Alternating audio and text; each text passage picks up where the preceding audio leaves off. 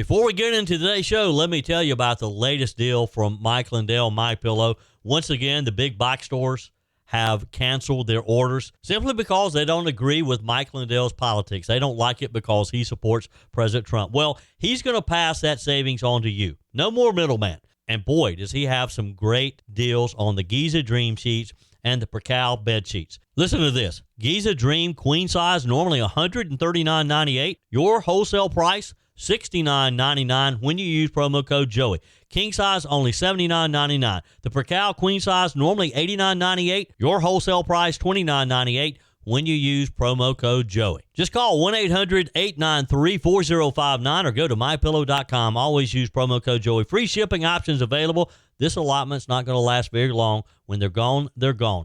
mypillow.com. Promo code Joey. Thanks for joining me in the PhD Weight Loss and Nutrition Studios. To lose weight for the last time, visit myphdweightloss.com. President Donald Trump awarded Charlie Kirk the Medal of Freedom on what would have been his 32nd birthday in a very touching ceremony in the White House Rose Garden yesterday. We have the details on that. Meanwhile, the State Department announced this week that 6 foreign nationals have had their U.S. visas revoked, all because of vile, hateful comments that they made celebrating the death of Charlie Kirk. We have those details, too. We haven't even completed a full week of the peace deal yet between Hamas and Israel, and it appears the Hamas terrorists have broken the deal. But they better be careful. President Trump had a message for them. Hamas will disarm or we will disarm them. We have the latest on this as well. And more details on the story of former South Carolina Representative R.J. May, who is now being investigated by the House Ethics Committee. It appears Mr. May has not paid income tax for several years. I told you we'd be back. And ye shall know the truth, and the truth shall make you free. It's Joey Hudson. I wanted to name it the Joey Hudson bill, but, they don't allow you to put names on bills. But I wanted to call it the Joey Hudson bill because I know that one's been near and dear to you for a number of years. That's how it's done. Let your voice be heard. And the truth shall set you free. Here's Joey Hudson. It was a touching tribute to a great American yesterday in the White House Rose Garden. In a video shared on social media after the Medal of Freedom ceremony, Erika Kirk, the widow of Charlie Kirk, showed the back of her late husband's award, which featured an engraved Christian cross. The video was shared on X by political commentator and friend of Charlie Kirk, Benny Johnson, showed Erika flipping over the medal with a solemn smile. The cross is engraved in the gold on the back right above Charles James Kirk. Johnson wrote in the Post, "For the first time in American history, a Christian cross has been engraved onto the Presidential Medal of Freedom in honor of Charlie Kirk. Erika Kirk wanted to share this with you as a testament of Charlie's powerful work advancing the kingdom of Jesus Christ." During Erika's acceptance speech, she said that her husband would often say, "Without God, freedom becomes chaos," noting that he believed that liberty could only survive when anchored in truth. In her remarks, Ms. Kirk offered thanks to the First Lady, the Vice President, and friends and family watching from all around the world, she said, along with the Turning Point USA staff and chapters nationwide. She said, "You are the heartbeat of this future and of this movement." She added that the Presidential Medal of Freedom itself is rooted in America's founding. The very existence of the Presidential Medal of Freedom reminds us that the national interest of the United States has always been freedom, she said. And she reminded us as well that the name Charlie means freedom. And to the Turning Point USA chapters that are watching all across America right now, you are the heartbeat of this future and of this movement. Everything that Charlie built, you guys are the legacy holders of that. You are living proof that his mission did not die with him. It lives through you. And Charlie always said the next generation will decide whether freedom endures. And because of you, I know that freedom will endure. It will. And today we're gathered not only to celebrate Charlie's birthday, but to honor a truth that he gave his entire life to defend, and that's freedom. The very existence of the Presidential Medal of Freedom reminds us that the national interest of the United States has always been freedom. Our founders etched it into the preamble of our Constitution, and those words are not relics on parchment. They are a living covenant. The blessings of liberty are not man's invention, they are God's endowment. Charlie lived for those blessings, not as abstract words, but as sacred promises. He used to love to journal about this topic all the time, and with such a heart postured of gratitude. And he believed that liberty was both a right and a responsibility. And he used to say, freedom is the ability to do what is right without fear. And that's how he lived. He was free from fear. He was free from compromise, free from anything that could enslave his soul. His name, Charles, literally means free man. And that's exactly who my husband was. He was a free man. Erika Kirk yesterday, as the president presented posthumously a Medal of Freedom to her for her husband and what he stood for. During the presentation, or actually just prior to, President Trump discussed their relationship, noting that Charlie was, quote, so in love with Erika, with her intelligence, with her strength, and with her beauty. The president said, he was deeply in love with you. I was with him before I met Erika, and he told me he was going to get married. He said, you won't believe how beautiful she is. Now that I meet her, he's right. But then he also said, she's the smartest person I know. See, they do go together on occasion. Not often, but on occasion, he joked.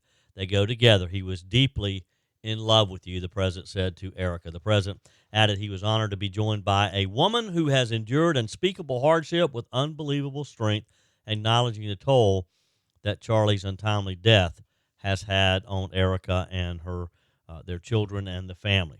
It was a solemn occasion, but one with some special moments as well. Erika Kirk got a few giggles from the crowd while discussing his faith and strength to pray for enemies despite his strong political stances. Her comments came after President Trump told the crowd that Charlie didn't like losing.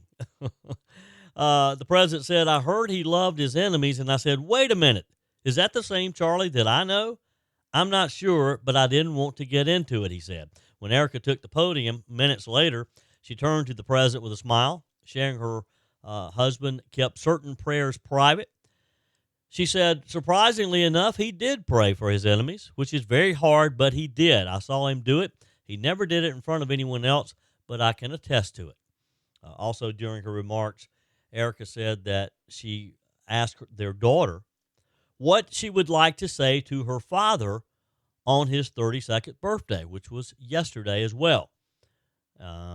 It would have coincided with the presentation of the Medal of Freedom yesterday, which turned into a big birthday party for Charlie. Through tears, Miss Kirk said that their 3-year-old said, happy birthday, Daddy. I want to give you a stuffed animal. I want you to eat cupcake with ice cream, and I want you to go have a birthday surprise. I love you.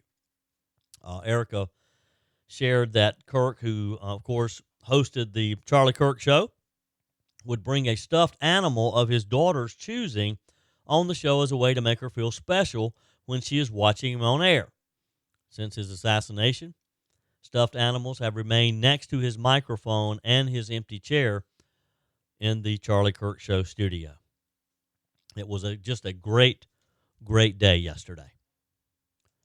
We also learned yesterday that the State Department this week announced that 6 foreign nationals have had their U.S. visas revoked, all because of hateful and vile comments they made while celebrating the death of Charlie Kirk. And frankly, good. It's about time we start drawing a hard line when it comes to people who come to this country to benefit from our freedoms. And yes, I recognize that freedom of speech is one of those, but they cannot come here to cheer when an American citizen is assassinated like Charlie Kirk was. According to the State Department announcement, the 6 individuals from Argentina, South Africa, Mexico, Germany, Brazil, and Paraguay all posted comments on social media mocking or celebrating Charlie Kirk's death after he was shot last month during his American comeback tour. The department said it's not just about revoking their visas. It's about a much broader Trump administration effort to ensure, and I quote, that aliens who take advantage of America's hospitality while celebrating the assassination of our citizens will be removed. The statement was shared on X and was crystal clear. It said the State Department continues to identify visa holders who celebrated the heinous assassination of Charlie Kirk.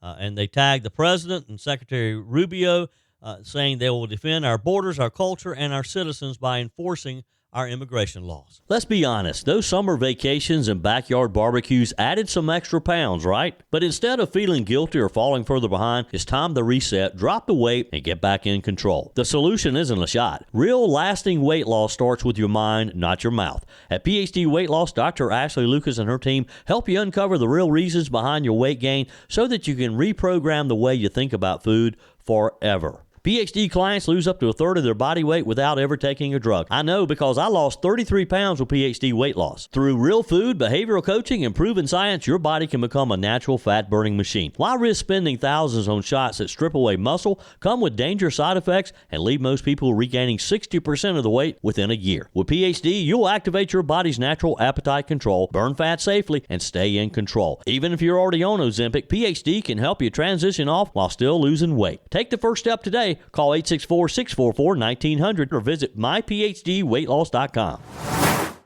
Well, the R.J. May saga just keeps getting darker. Now, remember, this is the guy who is a former state rep now, who was one of the founders of the Freedom Caucus here in the Palmetto State, the guy who built his image around fighting government corruption and waste. Apparently, he wasn't paying his taxes in addition to some of the other issues that he had. This came out yesterday during a House Ethics Committee hearing. An attorney for the committee, Mark Moore, he's with the law firm Maynard Nexon, said that when investigators went looking for tax filings, both for Mr. May personally and for his political consulting outfit, Ivory Tusk Consulting, the Department of Revenue came up empty. Couldn't find anything. No filings, no records, no taxes. And as Mr. Moore put it, and I quote, I think the conclusion is easy to draw there, and you don't need me to draw it. Translation, the man didn't pay, according to the documents. Now, let's remember, let's go back to where this all started. R.J. May, a West Columbia Republican, was arrested back in July on unthinkable charges, sending out videos of children being sexually abused. Now, who does that? Who does that? And especially a guy who was parading around the State House talking about family values. Yeah, the same guy who lectured his fellow lawmakers on moral values. And he is now sitting in jail after being caught distributing child exploitation materials. He resigned his House seat in August. Just last month, he pled guilty to 5 counts of distributing child sexual abuse material.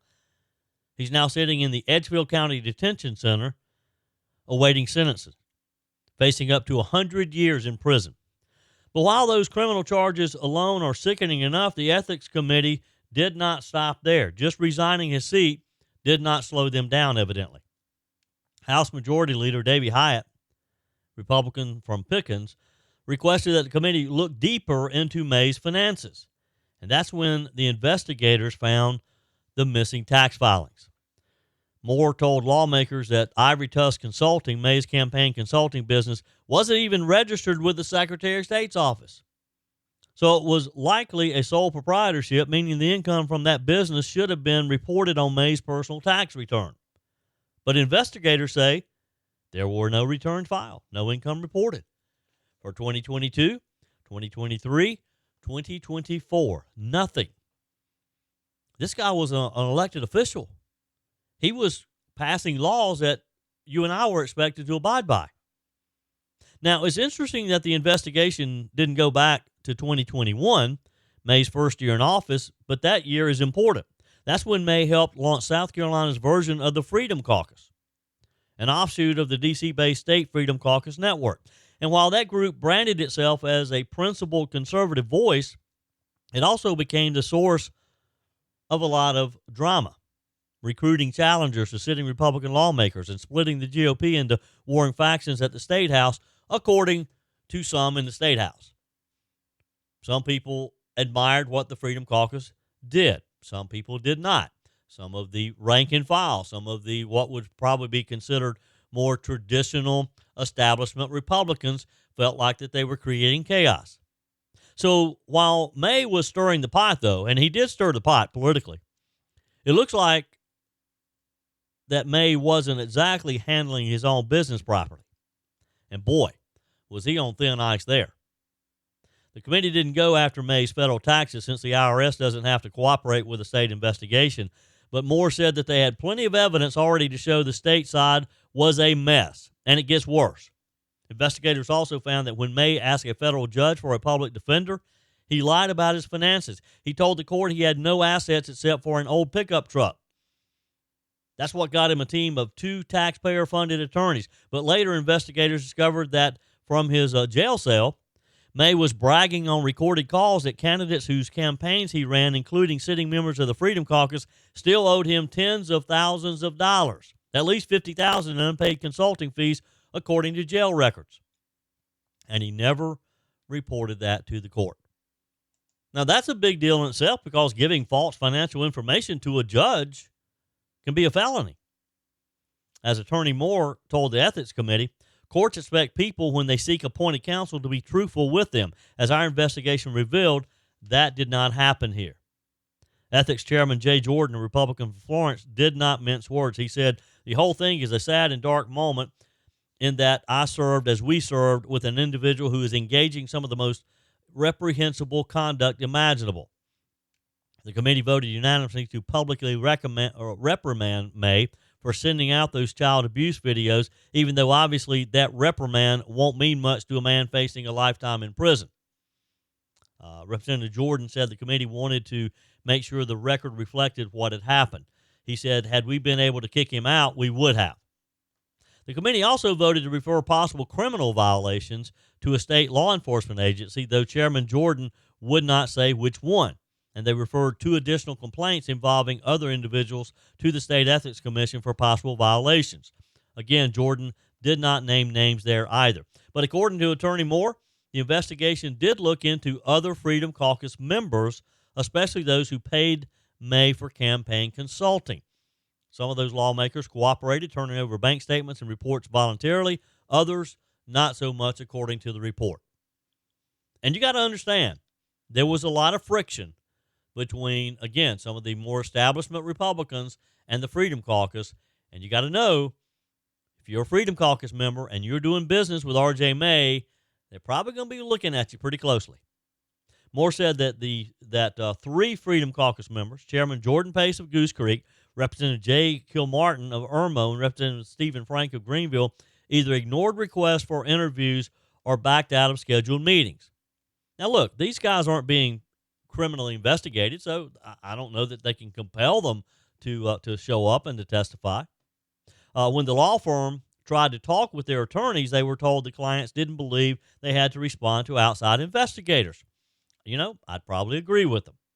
That refusal, Moore said, though, delayed the investigation by at least a month and cost South Carolina taxpayers significant money, though he didn't say how much.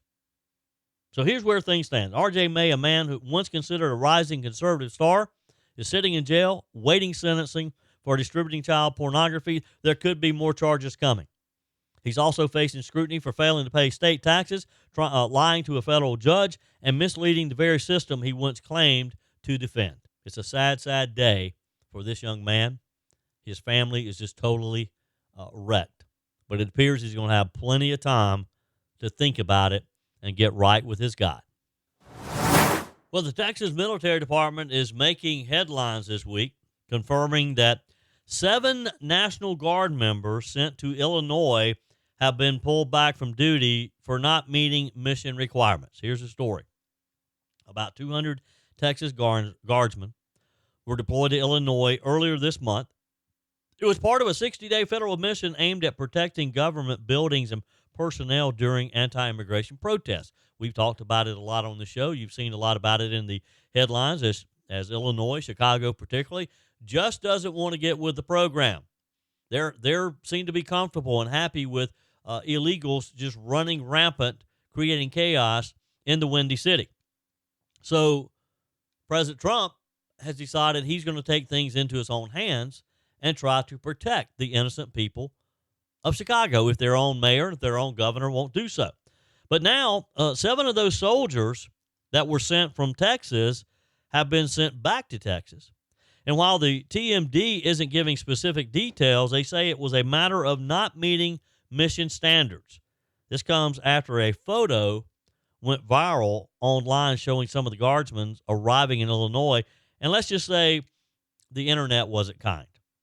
Critics on social media were quick to point fingers at what they called questionable fitness. Now, the department hasn't confirmed whether the troops in that viral image are the same ones who were relieved of duty, but they did double down on expectations. Quoting directly here, they echoed Secretary of War Pete Hegseth's statement saying, "Our standards will be high, uncompromising, and clear." And this is all unfolding while a federal judge just ruled that the National Guard can stay in Illinois, but that they can't actually patrol or protect federal property yet. That's still pending further court arguments. Now, can you believe that we're still debating on whether or not guardsmen sent to a state by the President of the United States, and we're having to ask federal judges permission for these guardsmen to do their job, to protect federal property, to be able to patrol, to keep people safe. Meanwhile, the protests near ICE facilities continue. Tensions are running high over immigration enforcement, federal intervention, and the people in Illinois, they're just going nuts. I cannot wrap my mind around someone, and we saw the story of various, people with good jobs, people that you would think would have better heads on their shoulders, would know better, would have some common sense, out there literally kicking cars of ICE agents, out there protesting, trying to keep ICE agents from doing their job. Now, when one of those illegals turns on them and their family, they'll probably want an ICE agent close by. Wow. And speaking of illegals, speaking of chaos, the Department of Homeland Security has confirmed that Mexican cartel members are literally putting bounties on the heads of U.S. law enforcement officers. That wasn't a typo. You heard me right. The cartels are now offering money to Chicago street gangs to kill immigration and customs enforcement and Border Patrol officials, and yet these federal judges are still debating on whether or not the additional National Guardsmen can be there to help protect ICE facilities. We're not talking about random threats here. DHS says there are structured, organized contracts, an actual bounty system starting at $2,000 just for doxing or tracking agents and going all the way up to $50,000 for an assassination. They are wanting to pay these thugs to assassinate our law enforcement agents. According to a DHS intelligence bulletin that was released yesterday, gang members in Chicago neighborhoods like Pilsen and Little Village have been paid to conduct surveillance. They use radios, they use drones, they even have rooftop lookouts to monitor ICE and Border Patrol movements. The report says this surveillance has already been used to set up ambushes and to interfere with law enforcement raids, including a major enforcement operation known as Operation Midway Blitz. We reported on that one last week. Now, if this sounds like something out of a Tom Clancy novel, it's not. It's happening right now in Chicago, in an American city. And these aren't idle threats. DHS confirmed that gang members can earn between $5,000 and $10,000 for non-lethal attacks on federal officers, assaults, vandalism, interference, and $50,000 for a kill shot. This is just crazy, folks. $50,000 to kill a federal law enforcement agent, all because these brave men and women are simply doing their jobs. They're enforcing the immigration laws passed by the United States Congress and to protect you and me. Homeland Security Secretary Kristi Noem did not mince words. Here's her statement. These criminal networks are not just resisting the rule of law, they are waging an organized campaign of terror against the brave men and women who protect our borders and communities. And she's absolutely right. So let's pause here for a moment. Remember who these people are. ICE and Border Patrol agents. These are men and women with families. They're the ones who catch human traffickers, intercept fentanyl shipments, and rescue kids being smuggled across the southern border. That's who these folks are. They're often the first line of defense between you and some of the most violent criminals in the world. And now, because President Trump has once again cracked down on illegal immigration and cartels, in addition, under his renewed enforcement push, these agents are literally being hunted. They have bounties on their heads. They have big targets on their back. Ms. Noem said it herself. These cartels are furious because the Trump administration is disrupting their billion-dollar criminal drug operations. And they're getting their fentanyl in the country, sending their human cargo across the country, human trafficking. It's a big business. On Fox and Friends earlier this month, Ms. Noem explained that the cartels are specifically targeting officers who have been effective in stopping drug and human smuggling. They want to take out the most successful ones. She said they're making sure they know which officers are out there, who's being effective, and they want to take them down because they're cutting into cartel profits. Doesn't stop there, though. The DHS bulletin revealed something even more troubling. Antifa-linked groups in both Chicago and Portland have been providing logistical support to the cartels. They should close those Antifa groups down. And look, if they're here illegally, deport them immediately. That includes pre-staging protest supplies, doxing agent identities online, which we've seen that happen, and even creating distractions on the ground to help illegal aliens evade deportation. I mean, you can't make this stuff up, folks. It'd be a great movie, Hollywood movie. These far-left domestic agitators, the same ones who vandalized courthouses, set fire to police precincts, and assaulted officers in the name of justice, are now helping international criminal cartels target federal law enforcement. If that's not treasonous, I don't know what is. You agree? Text me. Email me, joey@joeyhudson.com. Leave me a message on the MyPillow message line, 864-477-JOEY, 864-477-5639. Always use promo code Joey when you go to MyPillow.com. And boy, Mike Lindell has some great products for you, some great deals. All you have to do is throw my name around. Just let them know that I sent you. Use promo code Joey. He still has the 6-pack bath towel set in stock. You get 2 bath towels, 2 hand towels, 2 washcloths. They're regularly $69.98 for a limited time. When you give them my name, promo code Joey, you're going to get that same 6-pack towel set for only $39.98. So call today, 800-893-4059. Have your credit card ready. Tell them you want the MyPillow 6-pack towel set for just $39.98, that you have promo code Joey. And by the way, you're going to love these towels. They're soft. They're absorbent. They'll be the best towels you have in your home. So leave me a message on the MyPillow message line. So back to this story, though, with ICE and CBP offices in both Portland and in Illinois being under siege by violent protests for weeks now, many of which DHS now believes were used as cover for these cartel operations to begin with. And remember, that sniper attack in Dallas last month, a gunman opened fire on an ICE facility, killing 1 detainee and injuring 2 others before turning the gun on himself. The FBI says the shooter had words anti-ICE scrawled on his ammunition. Was he someone sent over here or paid by the cartels? Who knows? But did you ever think you'd live in a country? Did you ever think our country, the United States of America, would have cartels paying their agents, these thugs, to take out a federal law enforcement agent simply because he was enforcing the law, keeping people from coming into our country illegally, and sending those who have gotten here successfully, sending them back?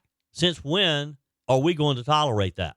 I don't think Donald Trump will. Your comments are welcome on the Firmin Ford text line, 864-477-JOEY. That's 864-477-5639. Emails always welcome, joey@joeyhudson.com. Speaking of the Firmin Ford text line, it's never been more important to support locally run businesses owned by people who actually live here in the upstate.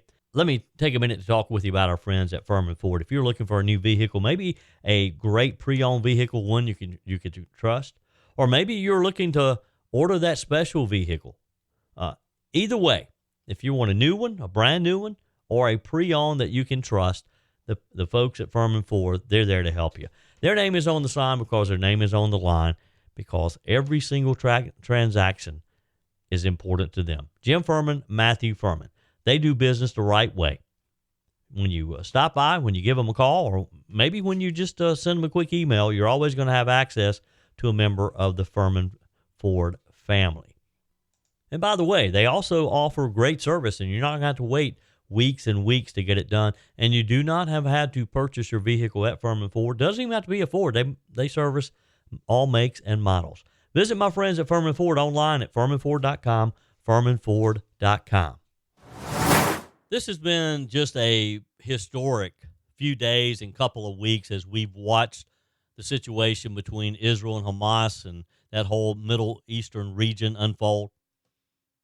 But unfortunately, maybe we celebrated just a little too early, because it appears that the Hamas terrorists are already reneging on their deal.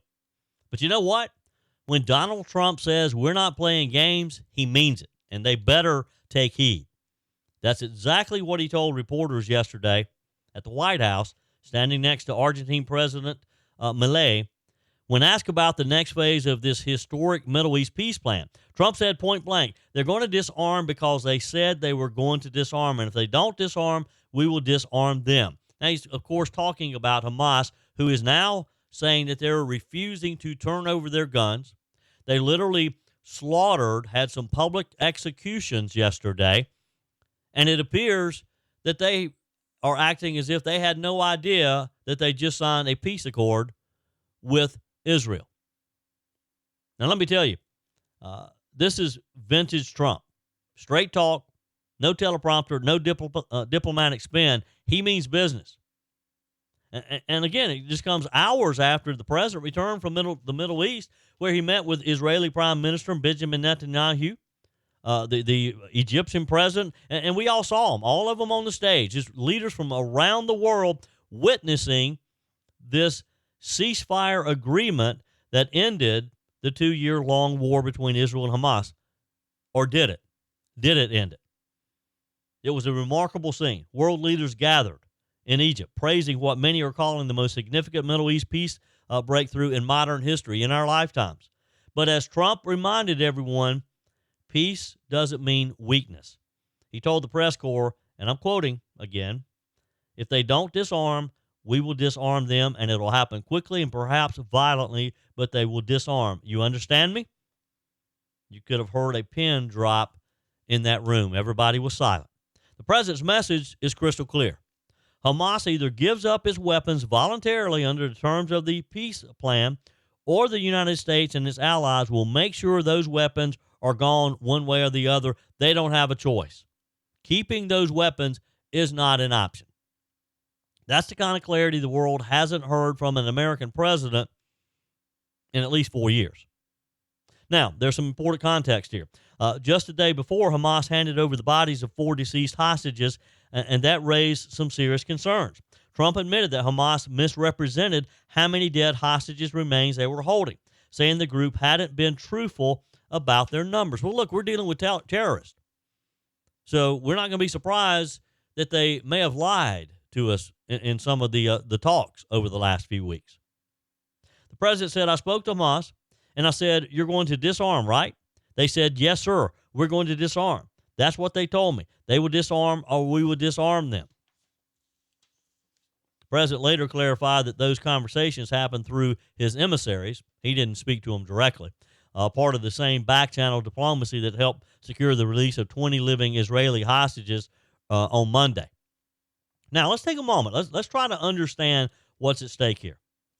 Under Trump's 20-point peace plan, Hamas agreed to release all remaining hostages in exchange for a gradual Israeli troop withdrawal, massive Arab-financed reconstruction of Gaza, and most importantly, the complete disarmament of Hamas and its affiliated militant groups. That's part of the deal. That's non-negotiable. In theory, Gaza would become a special economic zone overseen by an international board of peace, chaired personally, maybe even by the president. He's talked about having Tony Blair involved. This board could help rebuild Gaza's infrastructure, help coordinate security, and ensure that terrorist organizations never again use the territory as a base for attacks against Israel. It's an ambitious vision, part peace agreement, part economic revival plan, and it's already reshaping how the region could possibly live together. But make no mistake, Hamas hasn't exactly embraced every detail. They've been a little loose on their implementation.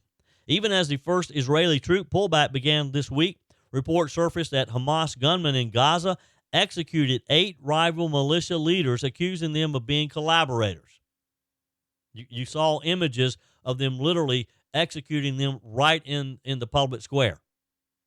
Those are the kinds of brutal tactics that remind everyone just how fragile this peace really is, and why Trump's message yesterday wasn't just tough talk. It was a warning. It was a promise. This administration isn't going to let Hamas play games with international agreements, and they're certainly not going to let terrorists dictate the terms of the peace. Now, what's fascinating about this moment is how it mirrors some of Trump's earlier approaches to foreign policy.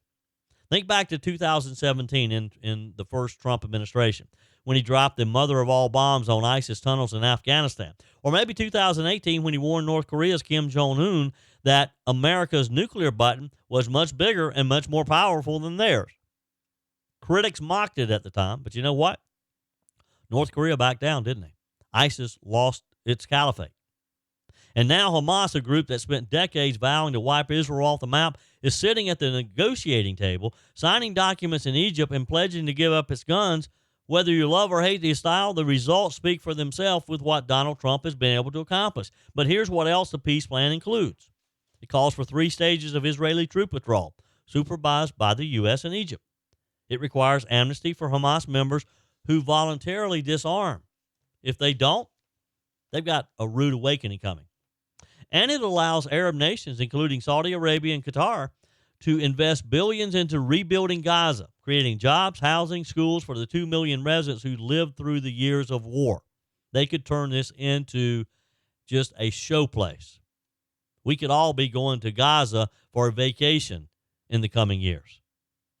In short, it's kind of like art of the deal on a global scale. And while not everyone's happy about it, especially the foreign policy establishment, even some longtime skeptics are admitting it's an extraordinary achievement on Donald Trump's part and everybody who's involved. But again, the president's remarks remind us that this peace is only as strong as Hamas's willingness to follow through, hopefully voluntarily. The disarmament clause isn't a suggestion. It is a requirement of the agreement. And if they test him, well, you tell me. What do you think the outcome will be if they test Donald Trump? He said it himself. They know I'm not playing games. You can bet the Pentagon already has contingency plans in place in case Hamas decides to backtrack. Meanwhile, the Board of Peace, this international committee that Trump will personally chair, it's already forming. Names being floated include, as I mentioned a minute ago, former British Prime Minister Tony Blair, who's expected to help oversee economic development, and a coalition of Arab and Western leaders who will manage reconstruction. It's a far cry from the failed 2-state solution model that's defined Middle East policy for a half a century. Instead, this plan focuses on security first, then rebuilding, then governance. It's a great plan. It's just a genius plan, actually. if you look at it. And all because Donald Trump led the way. That's it for today's edition of Just the Truth. Thanks for joining me in the PhD Weight Loss Studios. To lose weight for the last time, visit myphdweightloss.com. If you haven't joined my mailing list yet, visit my website, joeyhudson.com. Click on the Connect with Joey button so that you can receive our emails and the most up-to-date news. Also, join me on my YouTube channel. Be sure and like, comment, and subscribe. Just search for Joey Hudson. As always, thanks for spending a few minutes of your day with me. Do me a favor and forward this episode to a few friends. Just click on the share button and send to your contacts. We need to build an army of conservatives to win our country back, and we can do that by continuing to share the truth with our friends and family. Keep those comments coming via the Firmin Ford text line, 864-477-JOEY. Email to joey@joeyhudson.com, and I love your messages on the MyPillow message line. Again, that's 864-477-JOEY, 864-477-5639. Be sure and take advantage of the MyPillow special, just $14.88 on the standard MyPillows when you use promo code Joey. Order online at mypillow.com or call 800-893-4053. We're back again tomorrow and hope you'll plan to join us. Until then, remember, God's got this. He's still in control.